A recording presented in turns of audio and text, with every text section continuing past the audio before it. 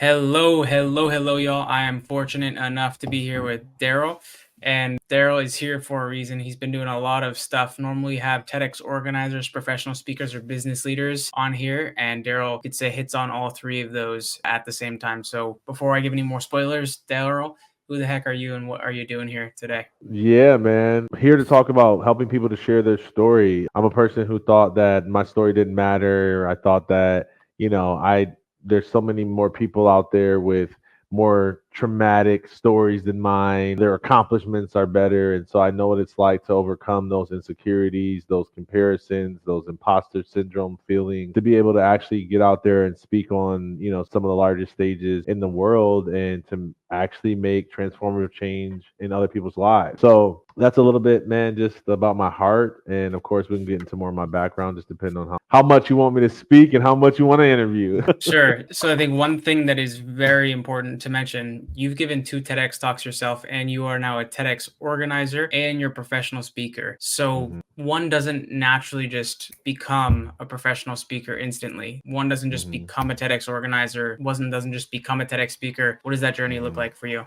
Oh man. So I first got in the TEDx world from I was listening to Pete Vargas do a 12-hour webinar promoting Wow. like trying to get, I don't know, 1 million people on stages by in a year or something like that. And he was interviewing guests for 12 hours and giving away, scholarships to his high ticket program or his course program. So I was literally driving from Georgia to Michigan, arguing with my wife, and I was just getting ready to cut off the radio, and I heard Darryll. And I say, well, hold on, I think they're saying my name. And I come off on Zoom. I'm like, yeah. What do you want? And I'm like, what's available? Had no clue. And long story short, I won participation in their coaching program. As part of that, they had a speaking competition of the 1,000, people that were going through the course, and they had to submit a 4 minute video. Best 4 minute video won a TEDx stage, and that's how Wow. I got my first opportunity to speak on TEDx. And man, I almost said no because it was 18 minutes. It was scripted talk. I was used to just kind of going off the cuff at the time, Sure. and I didn't. It sounded like it was like more for sciencey people, and I was more of a practitioner. But man, I prayed about it, and I felt like, man, why would I not take an opportunity to do a talk that could reach, at that time was like 34 plus million people. So I did it, put it together. I can, talk a little bit more for people who want to know how to find their idea and that type of thing. And then I remember going there and I just being in the environment, I said to myself, like, one day I'm going to host something like this. And man, a year and a half later, I got an opportunity to be a part of a virtual interview series that TEDx event out of Woodstock in Metro Atlanta was doing and to promote their TEDx event. And they interviewed me because the woman had lost her son to suicide. And on there, I was so inspired by their organizer, Steve Monahan, former Fortune 100 executive who left right before he got pensioned to be this like teacher and philanthropist and this amazing human being. And I said to myself, man, I want him to mentor me one day. Well, he ended up having 2 strokes, a heart attack, and COVID, and couldn't run the event and asked if I would be his hands and his feet if he mentored me. Forgot to mention that because of that interview, they ended up asking me to be a virtual speaker, and I did the virtual talk, which was my second one. And then I came and became the kind of director of operations of their event with his mentorship. And then was like, man, I got tired of driving, back and forth to their community to run the event. And so it was like, I want to bring it to my backyard and apply it to my own license in Gwinnett County, in large part because I wanted to create a platform where the ideas could go have global reach, but also local impact. And so wanted to be able to like, have grassroots movements that would be able to, do something with the ideas that were being shared from stage. Taking yourself back to when you were listening to Pete Vargas on that drive and you had that vision of what your speaking career and life as a speaker would 10 out of 10 look like. How has that vision that you had in that moment when listening to that Zoom on that drive compared to what is the reality of your life as a speaker today? Exceeded my expectations. I couldn't even see beyond the veil of my own limitation. Like, yeah, there was a big dream. It was just like, okay, we're hosting a TEDx event. I thought it would be 5, 10 years from the moment when I envisioned it. Within 2-3 years I was running my own, and I wasn't trying. It wasn't like I was like asking for recommendations or sending 50 applications to TED. It was just it was life was leading me in that direction. And man, so it succeeded it, man. The event has gone to such a amazing level. We've had, every year we have a couple of speakers who are probably in the top 10 most talks watched for that year. And each person's idea is doing what they intended it to do within their own community. Like, one was a school teacher, and she just really wanted to like have a point of pride of peace for their school system. So it wasn't about more visibility or becoming the next Simon Sinek. It was just about like having a piece that could have more shelf life and could have some versatility to the networks it was being passed around in. And how do you go about finding speakers for your TEDx event, having been a speaker twice and kind of knowing the flaws in the system and all that kind of stuff? Yeah, man, it's a good question. So we start with like our organizing our planning team, probably like most TEDx, teams do, and we're just like, well, okay, what's our vision? What's our theme? And then we're like, man, like, I mean, what's the buzz around town? Who do we know? Like, we always look at the colleges. We always look at some of the like leading nonprofits in the area, some of the tech companies, some of the major companies in the offices that they've got, the specialty departments. We called the zoo this year multiple times trying to get a zoologist to come present. So we're always looking for things that are, new, that are relevant, that are, they say a new idea or a fresh take on an old idea. And so we're looking for that within the community. So we start there. We have applications that are open all year round. This year we had over 1,000. So we'll get like a ton of people that will go to the website and apply, and we'll look through that. And we just literally just rank it. Like, we view every application, and then we just go like 4-star, 3-star, 1-star, 4-star, comments, comments, comments, comments, comments. And the cream always rises to the top. There's always a good 20, 30 of them that we're all like, yeah, these are great. And then it's just kind of like, let's extend them the invitation, see if we can get our top 10 and see if the date works for their schedule. We kind of just work our way down from there.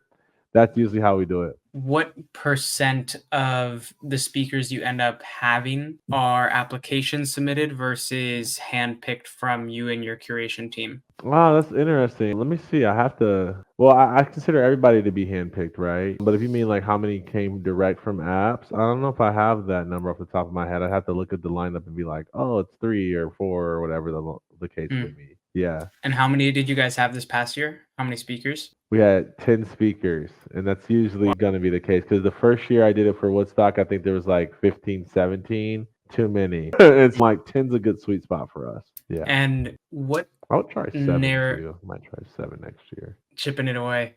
What narratives, because you're a professional speaker at the same time, right? So what narratives? Yeah, I'm a professional speaker. I coach people to leverage speaking in order to grow their business. I do documentaries and short films and content days. And so, like, master major storyteller, obviously I'm the author, I write books. So there's a lot of my own personal lenses, but like we got some great storytellers on our team. Like Kalinda, one of our team members, she's worked in the Gwinnett County school system. She was the head of like communications, all the feature stories and video projects that they did for marketing and student features and faculty features. So she brings a unique, aspect to it and lens to it. Another person on our team, Steve Monahan, brings this he probably understands the concept of an idea the best on our team. So it's like he's constantly like, oh, is that actually an idea or is that not an idea? And it's like, we thought it was an idea. And so he's kind of like the master of that on the team. So it's a little bit of all that psychology that's kind of going into the selection and even some of the coaching and guidance post selection. It's interesting you mentioned that. For the professional speakers that you have come on your TEDx stage, what narrative do they have going in their head that turns out to be wrong or different than what actually happens at your TEDx event? I don't know if that happens because we do a good job of making sure expectations are clear from the selection process. So sometimes we'll do a second interview if we really need to know, or if we just know because we saw their video and whatever, we just know, or because we just saw have been following their research or something like that. But After that, we have them sign a speaker agreement and it talks about all the deadlines, all the requirements. We do an initial orientation call with the speakers and I tell them about, my personal story, my journey, and then also like the TEDx, guidelines and what to expect. And I say things similar how I opened the podcast of like, hey, some people they go viral and get all this visibility and other people, it's just a more accessibility, more as a piece to create more awareness. And it's like, so wherever you're here for, just trust the process. And it's like, so we don't have speakers that are like, oh, I thought it was going to be like this and it wasn't. If anything, they're shocked by how safe we make them feel to do a high stakes talk. And how do you do that? Several ways. One of the ways is we lead relationally. So the part of the call where everybody goes around, they introduce themselves, they tell you a little bit about themselves and their idea, and then people just kind of like think about what they're going to say the whole time while people actually talking. Sure. Yeah. We try to facilitate that time in a way that people are actually like, "Oh, that's cool. I want to learn more. Say something more about that." Wow. And so now there's a little bit of more trust built. We build upon that when we do rehearsals and when we get them in person at our rehearsal dinner, as an example. And we take time to say, like, hey, how can we, as an audience for tomorrow's, main show, support you with your message? How can we be good audience members? And then, like, engage, lean in, talk back to me. Dr. Bracco was like, "Don't talk to me." It makes no, I don't like that. Like I'm a scientist. I need to. And so now there's like, oh man, they're here to see me win. They're not here to judge if I'm like doing well.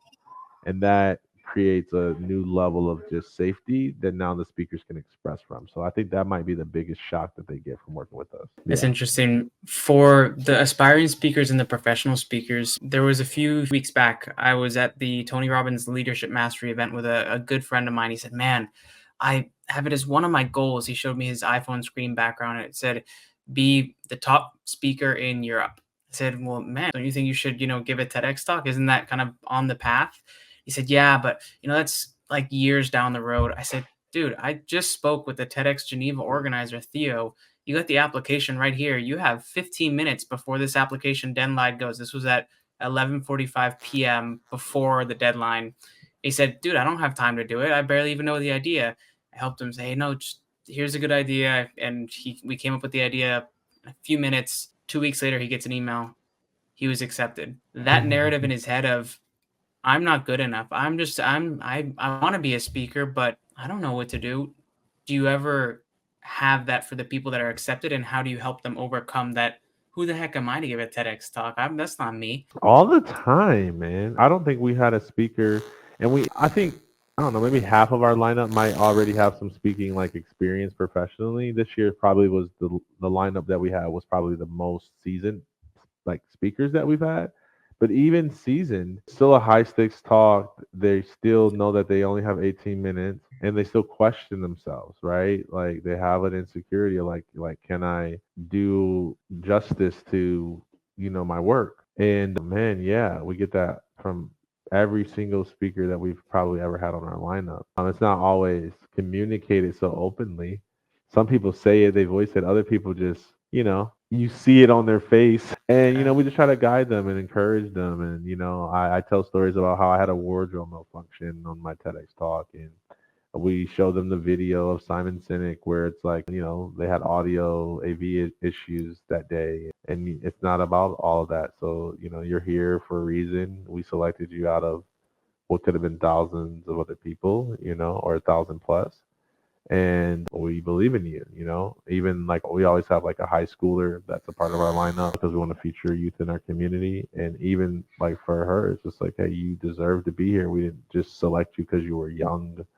We selected you because you were brilliant. So, that usually gives them a smile and they feel more confident to just like take another step, do another rap, try another draft.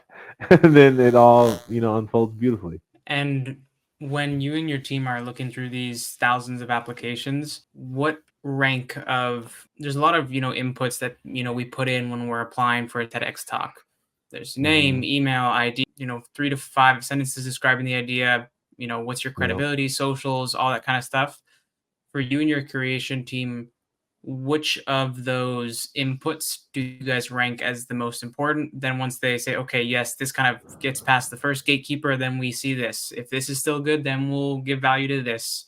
How do you guys kind of evaluate an application? The idea reigns supreme over most things. And out of 1,000 plus apps and even like an extra couple, handful of names that we personally brought to the table, it's still hard to find a really unique idea nowadays. In part because you don't have to have a new idea in order to be doing good work in the world. And there's, so many leadership, so many even environmental, so many mental health, so many, so the idea is reign supreme. Whatever is, if we can find something different, that's going to already be like, all right, we haven't heard that before, or oh, that definitely needed. That's clear, like that's compelling. Probably just as important, but second to that is obviously the vehicle, right? The vessel, the person. Are they of integrity? Do they have good character? Are they just a good talker or have good work, or are they an a-hole? So we don't want to work with people who are not going to be teachable or coachable. So that's number two. And a lot of times we can tell by their application. We can tell by, I mean, you'd be surprised. It'd be fun to pull some of them up so you can see. But like, it's just, the best thing I can tell people is like, hey, treat it like you're applying for a job. Like some people are rude in their applications, demanding in their applications. They tell us what they need to know by when. Some people you can tell that they're just, they like, we've got people that have included the wrong organized, like they called us TEDx, Arlington or something when, because they were copying and pasting to too many stages. And so, and then their online profiles, we'll look on there. We don't always, you got to get to the cream of the crop before we start looking at socials, but still, we if we're impressed by an idea or a video, then we'll go look at the socials real quick. And if a person's not being a good human, then it's like, oh dang, that sucks. And so those are the two main things. From there, it's the person's ability to communicate and convey the idea, right? Like, it's one thing to have a good idea and be a good person. It's another thing to be able to convey that idea. And so now we're looking at delivery and coachability to be able to deliver. So those will be the top three things. Have you and your team ever read an idea that's like the sky's blue, or something that's so blatantly obvious? You're like, you really expect that this somehow is going to be a TEDx talk, and you guys just like sat and laughed. You're like, really? What? No, well, no, we don't, because I think if we're laughing, it's because somebody like it's just you ever see, like, you've seen The Voice or American Idol, and there's Right. people that come and they're just off the wall, like wore a tutu and obviously can't sing but pick the Sure. Whitney Houston song. It's like there's some of that in the TED world too. It's like, why is this person speaking and they what is going on? Like, do they want to be a musician? Like, what's happening? So we got some of that going on. But no, just somebody who just submits a basic idea like, oh, be a good person and your life will get better or something. It's like, I just see that as two things. Number one, is there potential reason to bring them in, right? Like, do they have a fresh take on an old idea? Like, think about Dr. Wallinger's talk. The good life is built on good relationships. As much as it's amazing that he did the longest human study in the world at the time, it's also like all he said was a good life is built by having good relationships. So it's like it wasn't anything groundbreaking. So hey, it might be like somebody might be super woke and they might be the next Dr. Wallinger. Sure. Or, they just might be naive and they might not know what it means to communicate something new. Right. And that's understandable as well. Yeah. And you, as professional speaker, just taking your TEDx org cap off, putting your professional speaker cap on. What knowledge have you been able to leverage from your TEDx experience and your experience organizing that has brought in you a professional speaker career from either 0 to 1 or 1 to 10, or kind of that entire journey that you've gone on, and, Yeah. and writing a book, authoring a book? How did that kind of work out for you?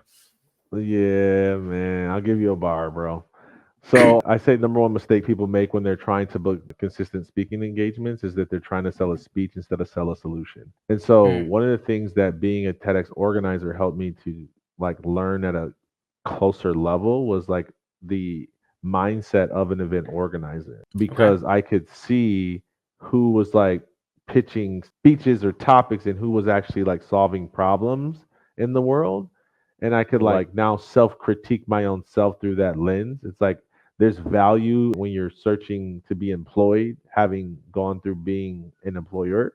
And that's what it's like hosting your own event.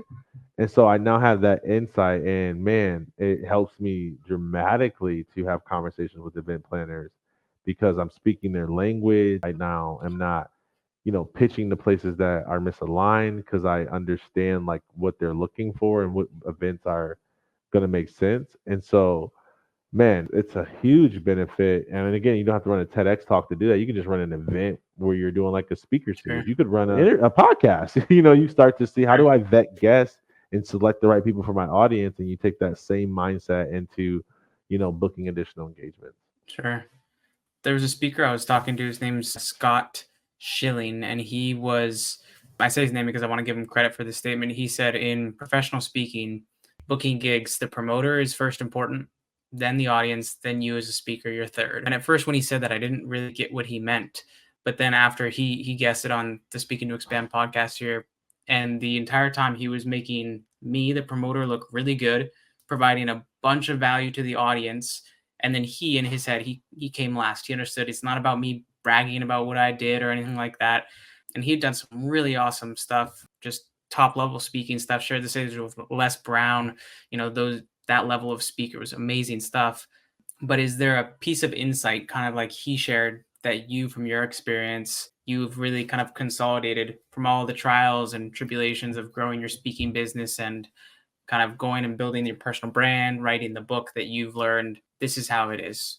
Ask me a question in a different way. I don't know how to answer. What framework have you personally realized has been what has worked growing and scaling your speaking business? I don't know if I can point to one existing framework. I mean, I can tell you kind of like pillars of the industry. So you've got like the search, the sell, the stage, and then the scaling process, right? So searching is finding the leads, obviously. Sales is how do you convert those leads into actually contracts, okay, which is a process that people have to learn how to do, right? Some people they don't know how to get leads. Like, where's the gigs? How do I get opportunities? How do I get invitations? How do I win proposals? So they don't have that. And then some people don't know how to close them, right? What do I charge? Like, am I undercharging, overcharging, that type of thing. So there's that whole mastery of that.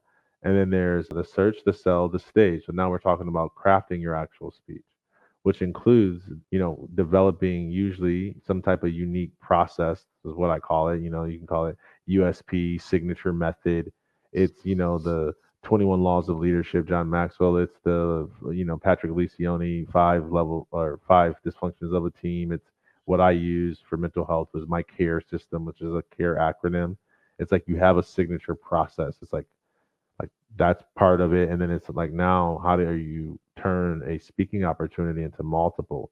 That gets into skill. Some of that goes into the actual delivery. Like, do you know how to make a compelling offer from stage, whether that's direct collection of dollars or just, filling out a survey that goes into a nurture sequence. And then there's the scaling side of it. Like, what's your product suite? Okay, what do you have beyond a speech? Do you have workshops, courses, books, coaching, consulting offers?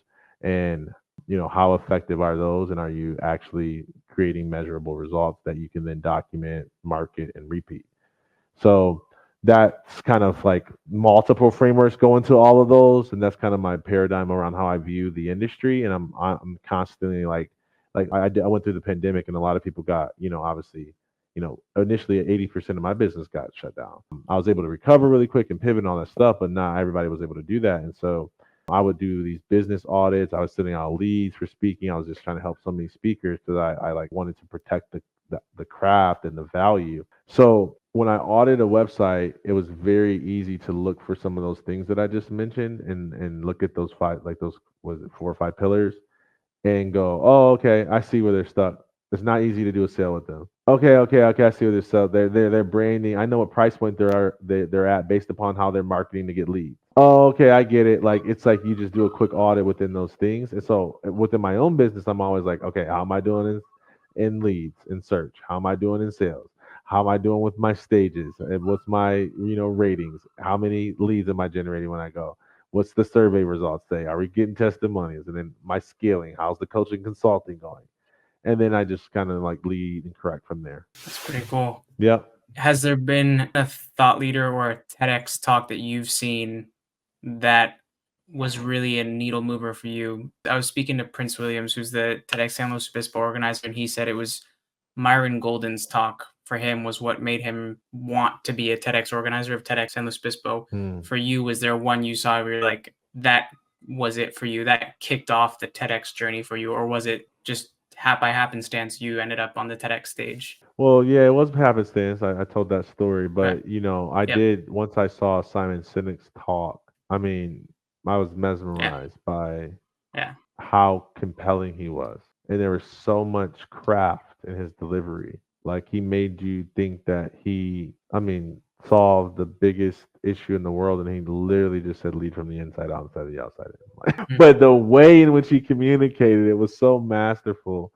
It was like, man, that's the standard for me in delivering compelling. And again, I don't know. I can't remember what Seth Godin's TED Talk was, but him as a speaker for me it was him, TD Jakes. Like those are my two biggest people I like as communicators. And again, I got a lot of other people I study, I will follow and all that.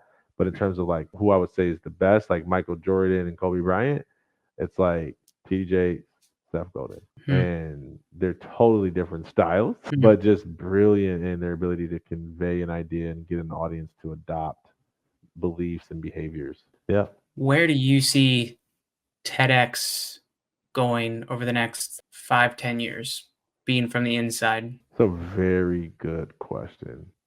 My gut says smaller, not in terms of influence or reach, but in terms of like this trend of the studio talks. I see that being more predominant because the conversations will need to deepen. So my guess is next 3 to 5 years, 5 to 10, that it would be, that would be more of the coveted spot as a speaker, be more of the, predominant watch from the viewers as well as these studios talks. And I think they will evolve. I don't think the formatting might not look the same. It might be more of like a talk showish, like if you were to watch like an Oprah Super Soul. But I think that's kind of where it's going to trend towards. I think you'll see a couple of more. I think there's a room for another TED like stage. Like you got the Moth, you got TED. I think there's a room for one or two more of those that are signature platforms that people want to be on, just like they do with TED. So that's my guess. Are you working on one right now? The next signature stage? I'm not, man. I've thought about it, but it's not comparable. I don't know if I would ever like the short talks is kind of what makes a lot of those things catch. At usually 20 minutes or less. The conference I would host other than TED would probably be I'd probably give a speaker a full 30 to 60 minutes for sure. So I don't know if it would catch online as much because it's got to be in person to really get the magic of a long Right. talk like that. So I don't know, man. But again, never say never. Yeah. I was speaking to the TEDx Marseille organizer earlier today, and she was saying how she had the time limit at her event. It was 8 minutes. Earlier this year, I spoke to the TEDx Santa Barbara organizer. He said everyone's brain is getting TikTokified is the word he used. So he moved his kind of timeline down to 12 minutes. Do you see that kind of unfortunate compression of all of our attention spans being reflected with the time limit that more organizers start to give for their TEDx event, like chipping away at it? Or is it just those are just two exceptions? I don't know, man. I know that those are not the only exceptions. That's not the first time I've heard that. So there is more of that going on. But will it continue to trend in that direction? I'm not sure. I don't think so. Okay. Yep. And you know how there's in Vienna, there's TED AI. I believe it's in a few weeks coming along. And then I know in Blumenau, Brazil, they just did TED Democracy. And in Billings, they just did TED Democracy as well. What do you see happening with those kind of niche specific but TED umbrella stages in the future? I don't know if they're gonna last. I think they're experiments. I think, they're testers, they're put our feelers out, see what sticks. I don't think that they'll last beyond the 3-5 years, honestly. I think they'll bring TED Women back. Like TED Women is now called TED Next, but Okay. they still will allow us as license holders to host the TED Women event. So I think they're gonna go back and just, why do we change the name from women? And again, I want to be mindful that I'm not like thinking that I know better than the TED team. I don't, but just my own guess or 2 cents is like they'll go back to be like, let's just do TED Women versus TED Next, and that's kind of what I see, man. It's like I still think the trend is going to be towards the studio talks, though. So we'll see. That's cool. We'll see. Two more questions for you here because I know we're coming close on time. Yeah. Number one, what is one piece of advice that you would give from all your experience, the 2 TEDx talks, the TEDx organizing, the building your speaking business, to the aspiring speaker, the professional speaker, or the entrepreneur who speaks to grow their business? I'll answer both sides of the coin with TED and then speaking, right? So on TED, we talked about an idea. Okay, the best place to start is to try to get in a singular sentence or less. So, Simon Sinek, people don't buy what you do; they buy why you do it. Brene Brown, vulnerability is power. Darryll Stinson, rejection is a friend and a development tool, not an enemy, right? So it's like, can you get it to a sentence or less? Just like the work to play around with that brings people to more focus. And it's like, if you don't feel like you got it in a sentence, do not apply because you don't have the clarity yet that you need to really be able to do it at the highest level. And don't just do a talk just to do a talk. That's just please don't do that. So that's the TEDx side, okay? And again, what the best thing I would say to add some more substance to that is ask yourself, what has life made you a master of? Look at the intersection between your learned experience through education and your lived experience through the hard knocks of life. And at that intersection, ask yourself the question, what has life made you a master of? So that's something that I would look at for people. On the speaking side, man, just because it's common sense don't mean it's common practice. Just because it's simple doesn't mean it's easy. Sell solutions, not speeches, is simple, but most people are predominantly still trying to sell speeches. I know because I coach a lot of them and I coach a lot of seasoned vets, and they'll come and show me their email sequences, and I'll be like, "Oh, I see what's going on." Like again, they're already you play the numbers game. You email 10,000 people, and you get 1,000 responses, and you book 100 calls. You close, you're gonna close 10 of those deals, right? Like you can always play that game, but if you want to get to the point where you reach out to 50 people and you book 40 stages, like that comes from clarity of problem that you solve. And so I'm not saying wait till you're 100% clear, like I said in TED. I'm saying value solving problems versus selling speeches, and do not settle for being able to just sell a speech. Oh my God, I hope somebody gets that. I hope somebody gets that. I hope somebody wrestles with that all night long until they like go interview all the ideal event planners and they find out how to actually wrap their solution into or their speech into a solution that someone said that they needed. I can't like that is it's game over when people start to do that. So that's my 2 cents on both sides of the equation. Value bombs over here. Where can people find you on the internet? You've been dropping so much value here. And let's say if people want to carry a mini version of Darryll Stinson in their pocket, where can they go about doing that? And I say follow me on social media. Get spicy, man. My Facebook allows me to do the longer form. So LinkedIn's pretty spicy too. I let it rip on there.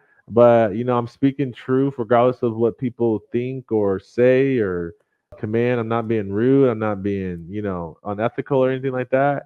I'm not being polarizing to be polarizing, for polarizing's sake. I'm just literally no longer willing to cage my expression in order to make other people comfortable. I'm no longer willing to dim my light just to make other people who want to live in dark to feel okay.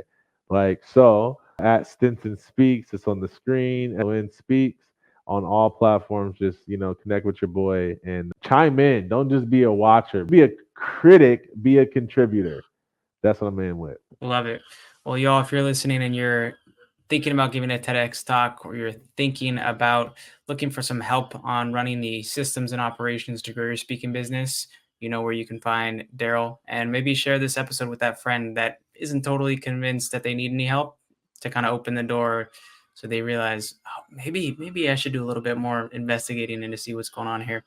Well, Darryll, thanks for taking the time to talk here. And guys, thank you for listening. Cheers, y'all.